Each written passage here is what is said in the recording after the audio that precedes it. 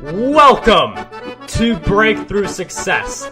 I am your host, Marc Guberti, founder of the Content Marketing Plaza, bringing you 3 new episodes each week where I and top-level guests teach you how to take your business to the next level and achieve your breakthrough. And before we jump into today's episode, let me ask you a quick question. How much would your life change if you could make 6 figures from your content? Imagine being able to quit your 9-to-5 job, do what you love for a living, and spend more time with your family. That's what we help our students do at the Content Marketing Plaza, an 8-week program that will help you build your way to 6 figures via your content. You can learn more about the Plaza by heading over to contentmarketingplaza.com, which will be in the show notes. All right, let's jump right back into the episode. When it comes to success for any business, you have to get clear on what your core values are. These are going to be basically your North Star that guide you through some of the more challenging phases of your company. They're going to allow you to see massive success if you choose the right core values. So how exactly do we establish the right core values for our company and really practice them instead of them just being there but not really implemented? So we want to get these great core values, also make them a part of the company culture. That's going to be the focus of this episode. Today's guest who joins us today, she is the brand ambassador of Neighborly, the world's largest franchisor of home service businesses with over 35,000 franchisees. The holding company consists of 21 service brands focused on repairing, maintaining, and enhancing consumers' homes and businesses. She has appeared on CBS's Undercover Boss and was asked back by CBS to appear on Undercover Boss Epic Bosses. She is a franchise executive with more than 37 years of industry experience. Today's guest for episode 324 of the Breakthrough Success Podcast is none other than Dina Dwyer-Owens. Dina, it is such a pleasure to have you on the show. Hey, Mark, I am delighted to be with you. And you said 35,000 franchises, which is a huge dream come true, but we're not quite there yet. We're at 3,500. So 3,500, okay. We're getting close, but it's that 10 times multiplier that we're working on. We'll get there one day. Yeah, I mean, I definitely believe it. I mean, the fact that you guys have grown so much already, I mean, getting on Undercover Boss, I mean, it just shows a lot of people know Undercover Boss, and I've definitely seen it myself, so I'm sure you guys are going to just keep on growing. Thank you for that clarification there. Core values, that is such a valuable topic because the core values can really make or break any company. We'll get into that. Before we do, though, can you share a little bit with us on why you decided to start Neighborly and some of the backstory behind that? Sure. My father actually founded the company in 1981 with one brand called Rainbow International. It was a carpet dyeing and cleaning company, but he had a vision of having a collection of franchise companies serving the same customer base. And what he loved about franchising so much is that he had the ability to help other people get into business for themselves, but not by themselves. And this dream today has just lived on 38 years later. Unfortunately, he passed away at the young age of 60 in 1994 after having a sudden heart attack and after just taking the company public in 1993. So a tremendous amount of growing pains that we've been through here at Neighborly. But Neighborly is this community of home service experts so that you, your friends, your family, when they need something done in their homes or their small businesses, they don't have time to do it themselves. So we want to be the place that consumers can trust to go to get those services done by licensed, trusted professionals. And it's interesting that, you have a company that, it's family business, passed down, and just this idea of helping people. And it's, I sense that's something very important, just this idea of helping people. And knowing what's important to you is part of how we come up with our core values. But I'm wondering if you could share a little bit on how we can find our core values, because I feel like there are some general ones, but how do we find the ones that work for us and even get a little more specific with the values? Yeah, that's a wonderful question. And I'll start first with sharing what our company's mission statement is. So many companies spend a lot of time getting clarity on their mission, their vision, their values. But the sad news is most of them don't do anything to follow through and execute on those. And our mission has been with our company since 1981, and that's to teach our principles and systems of both personal and business success so that all people we touch live happier, more successful lives. So the values piece fits both sides, right? It fits your personal definition of success as well as your business definition for success. So we spend a lot of time, Mark, helping people get clarity about their values. We introduced them to Neighborly's core values because we were founded on a set of core values. Our founder studied great leaders, and he learned that great leaders were always clear about their values, and those values were in writing. And not only that, but they shared their values with anybody that they met. So we've carried that forward even after our founder's death. In fact, took them to the next level. We took original values and we operationalized them. So today we call it living rich at Neighborly. And the rich is an acronym for our 4 core values of respect, integrity, customer focus, and one of my favorites, having fun in the process. So we know that that's the way we want to lead this business. And we invite people to join us who believe the same values we believe. And these don't only benefit you at work, these benefit you at home. And something we've done differently with Neighborly's values is we've clearly identified the behaviors that we expect. So when you talk about respect being a value, well, what do you mean by that? Exactly, what do you mean by respect? I mean, you're a young man. You might define respect differently than me. I'm an older woman, so we may have 2 different definitions. So we don't want to leave it to chance. So we say, this is what respect means. And we call them values still, but it means listening with the intent to understand what's being said and acknowledging that what's said is important to the speaker. And it goes on because we don't want people to wonder, what do you mean by respect? But in order to get there, I actually have a Create Your Culture workbook along with some books that could help people if they're really serious about it. But you've got to do a lot of thinking about who you are, what you want your organization to be known for, and then go through a process of identifying what are our core values. And don't do it alone. Most of us have a team of people that help support us. So when we originally did this, I was the CEO, and we invited folks to come in. Actually, I'm wrong. I was vice president of operations at the time, and I was appointed by the CEO to be in charge of this committee. And we got a lot of input from a lot of folks who'd been part of our company who knew what we wanted to be in the future. We wanted to be even better than we were already. And then we went through a series of processes to include inviting the entire company to get involved in practicing what we thought the values should be and making sure we were really committed to living up to them. But it starts with really thinking deeply about, how do you want to operate your business and who do you want to be known for? And, when asked the question, would people say, absolutely, that's a business that stands for respect and integrity. And I really like how you mentioned that you define those words, because respect means different things to different people. But if you are really clear on what each of those general terms, parts of your values and mission statement mean, it's definitely easier to live up to them. But I think one thing you did touch on is that a lot of people, they have the mission statement, they have the core values, but they may not necessarily act upon them, or they may bend the rules a little bit when a challenge comes so that they get a bigger profit or something like that. So how can we act upon our core values even when it may hurt our bottom line or some kind of result we're after? It may hurt the bottom line temporarily, but in the long run, if you want to be a sustainable, trusted brand that is making more profits than anybody else in your industry, it's sticking to your core values. So I have a saying that values create value, and they create value in way of financial results. Because when you do what's right by the people, your employees, and by the customers, you'll always win in the end. And yes, temporarily, maybe you're going to have a setback financially. But if you keep plugging away and leading with the values, it'll come back around to benefit you. When you do what's right, you'll always be rewarded. And I could tell you story after story here at Neighborly where that's benefited us. So if we have time, I'd love to just go into one particular story on how values have created tremendous value Definitely. For our organization. I mean, I'm wondering if you could share with us that story right now, because I feel like that could really just give people a concrete example.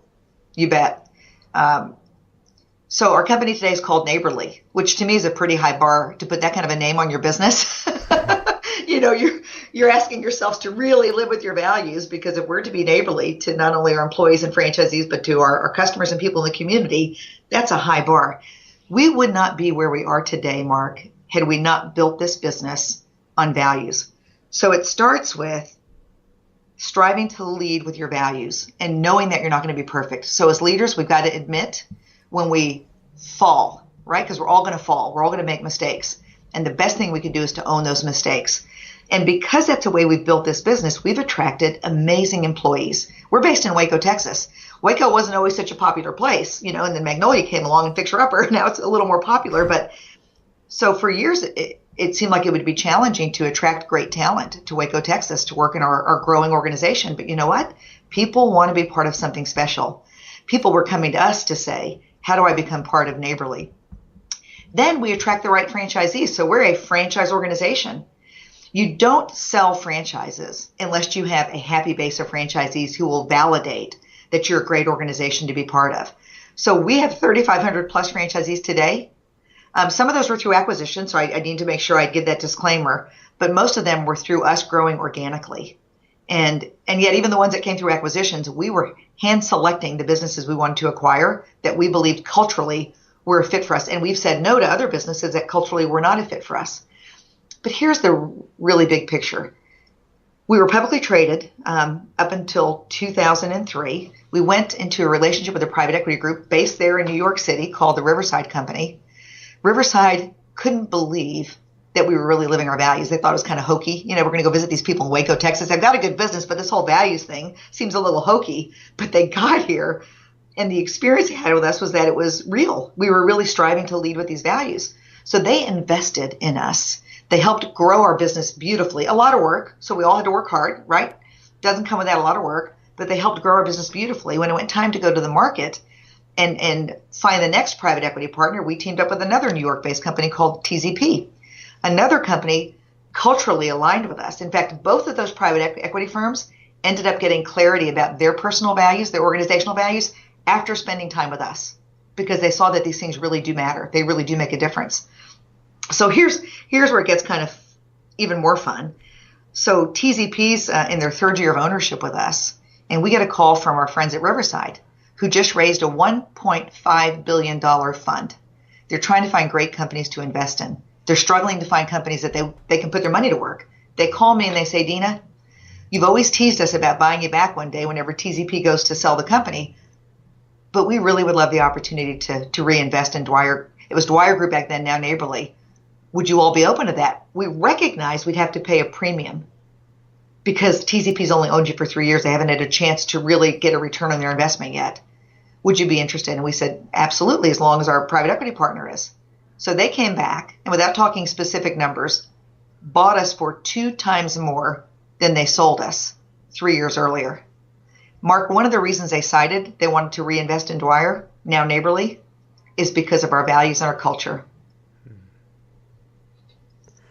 I just want to say bam, because that's how I feel about it. It's a big deal.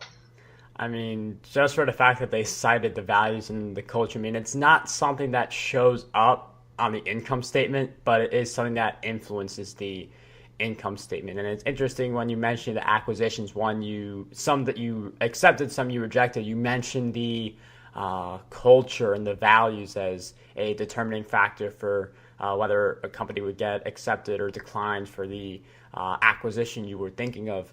And I'm wondering, how do you dive into another company's culture or someone else's values and figure out what they value?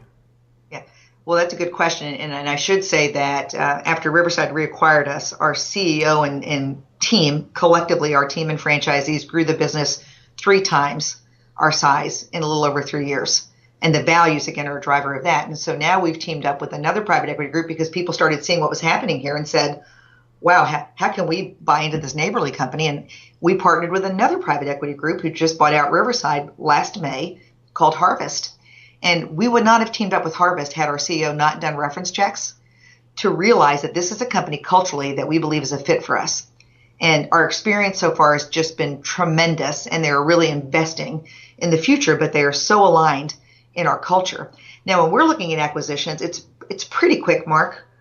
for us to identify whether a business is right for us or not. First of all, we've been in franchising for a long time, and we only usually acquire already franchised businesses. So we kind of already know the reputation of those businesses, and we pretty much know culturally what they're about. If it's all about just making the most money that they can make, that's not a good fit for us. And so we'll go in. We'll usually take a look at a company if we don't know them well enough. We'll get to know the leadership team, and that tells you a whole lot about a business. That first day of meetings, by the end of a long day, you kind of start seeing the true colors of the people and the presenters that come in and are doing the marketing or management presentations. You get a feel. You walk around their offices, you get a feel. It doesn't take long, to be honest with you. And then making reference calls. It's really easy to talk to existing franchisees and find out, how's this company to work with.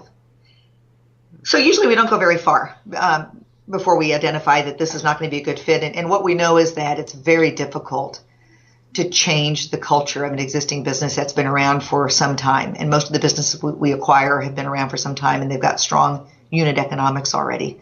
And if we don't believe we can really add value and shift that culture, at least in a short period of time during the integration process, then it's just not worth the energy and the money we'd have to put into it.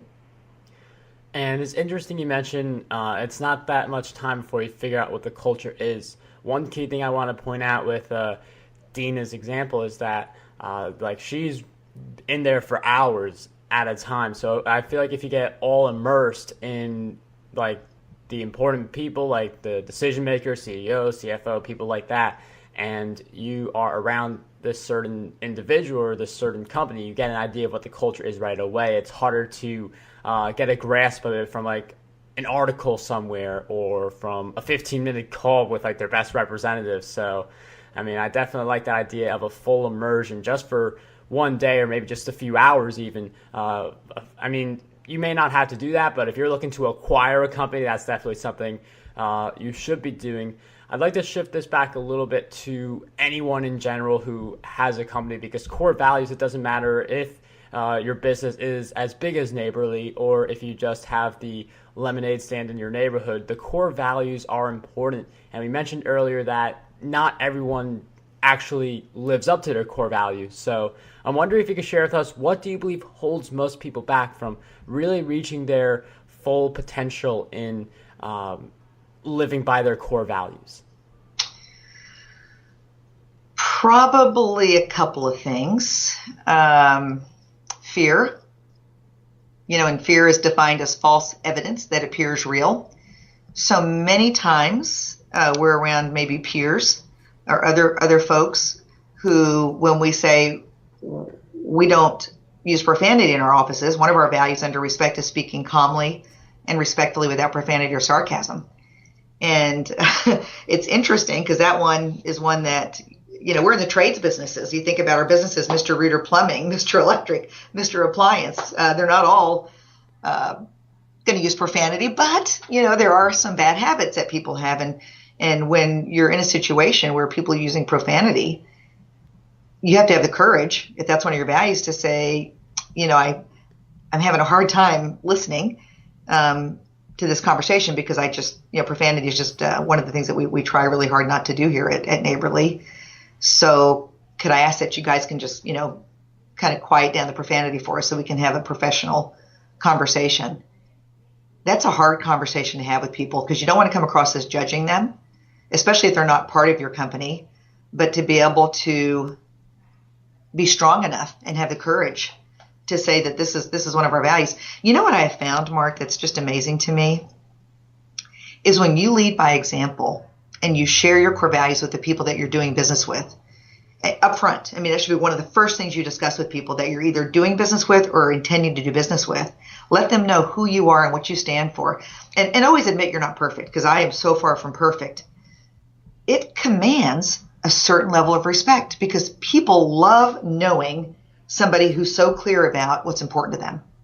And again, not to push my values on you, because you may not believe the same things I believe, but for me not to be afraid to be open about what my values are. I travel the globe, Marc, and I talk about Neighborly's values because I think there's such an opportunity to inspire others. Much like you want to touch millions of lives with your message, I want to touch tens of millions of lives with the message that values guided leadership is the only way to go, but it takes real courage. You can't be afraid.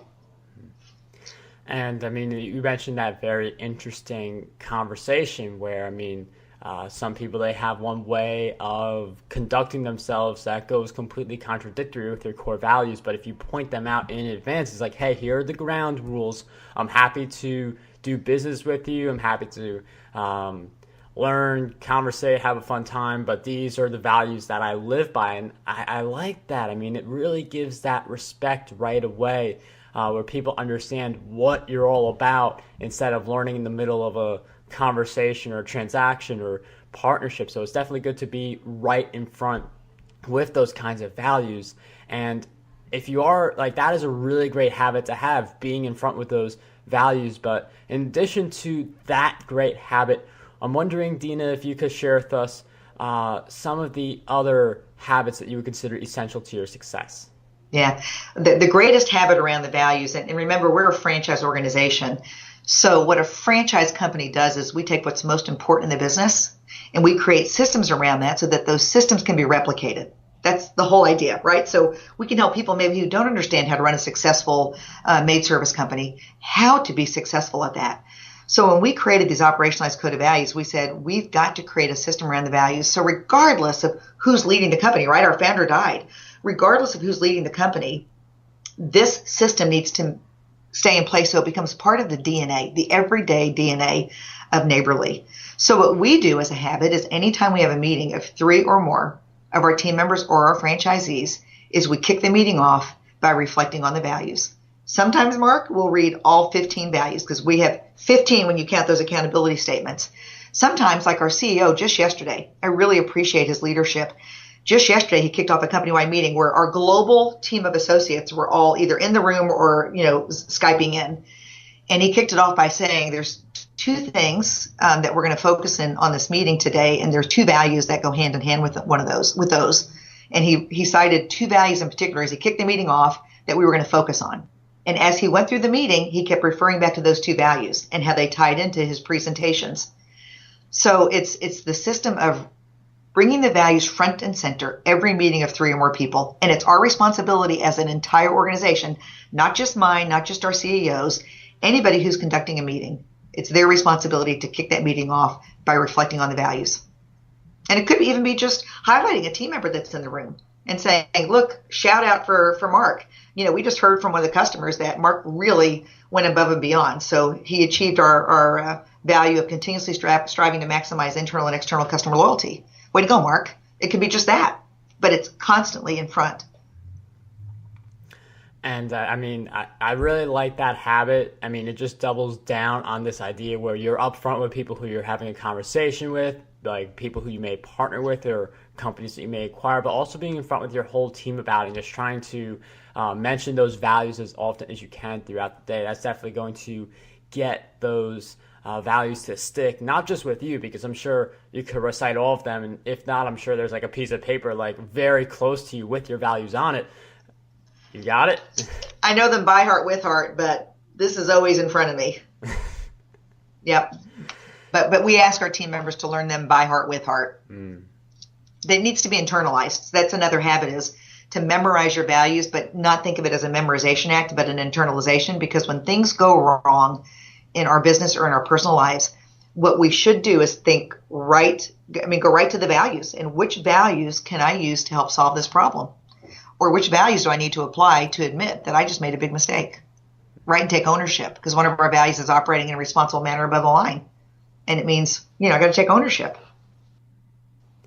I mean, that's certainly an awesome value to have, because we have to claim ownership, as Dina mentioned, because if you blame someone else for something that happens to you, it doesn't change the result that actually happens. So if you take ownership, that's just the first step to actually solving any problem that comes your way. So, I mean, it's really awesome to see that you have those in front of you. You probably have them all memorized, and you really have everyone on the team memorize them by heart as well, and have that meaning attached to it.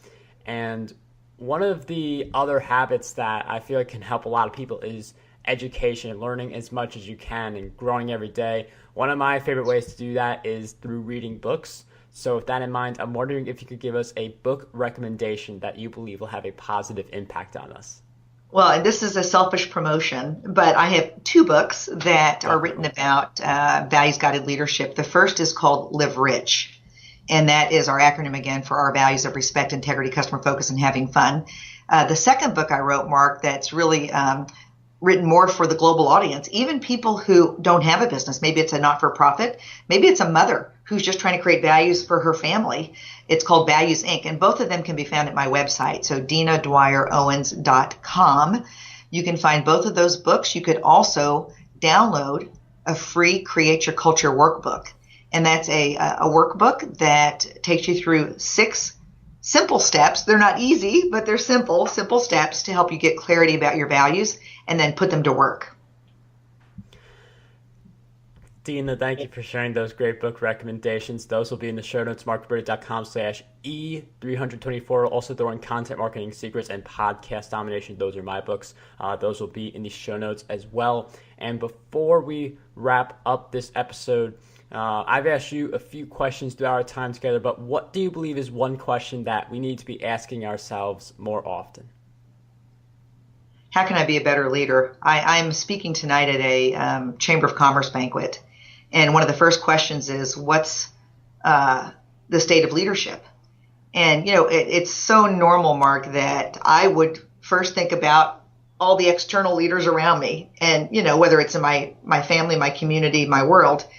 But I thought, that's not the right way to think about the state of leadership today. When I think about the state of leadership, I should be looking internally and saying to myself, what is my state of leadership? What could I do better? And I encourage people not to try to put a big list together of things you need to get better at, because that's overwhelming and you're likely not going to do it. But go back to the habit thing you were talking about. So if something you need to get better at is praising people on your team because maybe you don't do a good job of that, then maybe the habit is one thank you card a day. Simply slow yourself down for 5 minutes and write a personal thank you card to one of your team members, thanking them specifically for something that they've done or that you appreciate about them. So I think we have to look internally as leaders, and we have to challenge ourselves to create new good habits and just pick one at a time. Practice that for the 21 days until you get into a process of it being habitual, and then move on to the next one. Dina, thank you so much for sharing that question. And I like that thank you card idea. That's definitely something we should be doing a lot more. I mean, you could do something as simple as email. Definitely the physical card has a bigger impact, but email, I mean, it's very low barrier to entry. So I definitely recommend that for everyone to do. One thing I also recommend, get Dina's books. Those will be in the show notes, but the book names again are Live Rich and Values Inc. You can also get Dina's workbook, which will also be in the show notes, and head over to her website as well. But once again, I can't thank you enough for sharing all of your great insights with us and coming on the show. It was such a pleasure to have you on Breakthrough Success. Thank you, Mark, and thanks for the difference you're making. Want to dominate the podcasting industry? Now you can with your free copy of my book, Podcast Domination. You'll learn how to launch, grow, and monetize your very own show. And whether you are a beginner or an expert, this book has a lot of golden nuggets for you. We'll cover the cost of producing this book. All we ask is that you cover the shipping. To get your copy, head over to marcguberti.com/PD.